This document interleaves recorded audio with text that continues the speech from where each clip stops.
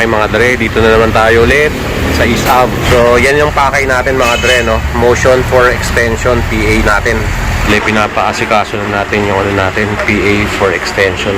Bali expired na kasi yung PA natin, no? So every 3 months tayo nagpapa-extension. Renew tayo ng PA natin. Bali yun mga dre, oh. Diyan kami nagpark sa pagkanan. Ayan, burger machine. Pangalawang shop lang, pangalawang tindahan lang. Dito kami nagpaayos ng PA. Okay mga dre, ito yung ano natin, no? PA for extension.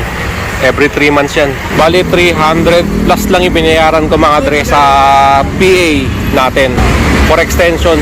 Next steps, diretso na sa LTFRB. Ito na ako sa loob ng LTFRB, no? Kuha na tayo ng number sa guard.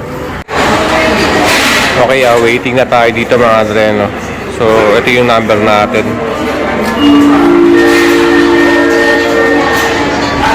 Okay mga dre, nabigyan na tayo, no? Ito yung bibigay sa atin. So, diretso tayo sa door B. Sa cashier na tayo, no? Magbabayad na tayo. So, dito lang yan sa katabi lang. So, dito yan sa mga salamin dito. Katabi lang ng ang pinuntahan natin. Okay mga dre, kakatapos lang natin magbayad sa cashier sa door B kayo pupunta, no? Next, punta tayo sa legal, no? Ay, thank you. So, next, punta tayo sa legal. Sa bandang taas lang yun, mga dre, dyan. So, papasirok pa pala natin, mga dre, no? Isang kopya lang. Akit lang tayo dito. Sa, yan. Akit lang tayo dyan. So, syempre, kasama book. Ayaw magpaiwan. So walang tao, walang pila.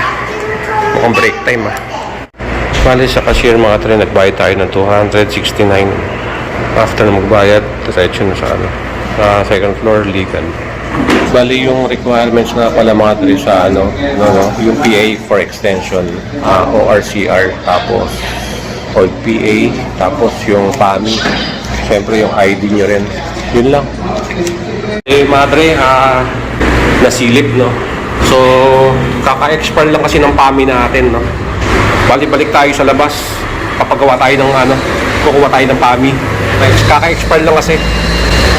Pero sandali lang naman yun. Tapos babalik tayo sa legal, sa taas ulit. So, dito tayo ngayon sa PAMI. Bali, akit tayo mga dre, no? Diyan yung PAMI natin nga pala. Hindi pala sa baba. Sa TNBS kasi tayo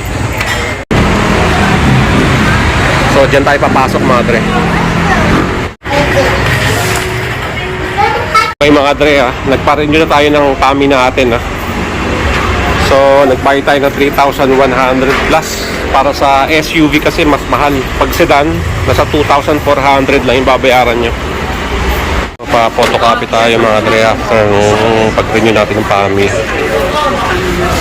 Bali yung envelope natin kanina, no? Ito yung natin. Makukuha natin. So ito yung PAMI.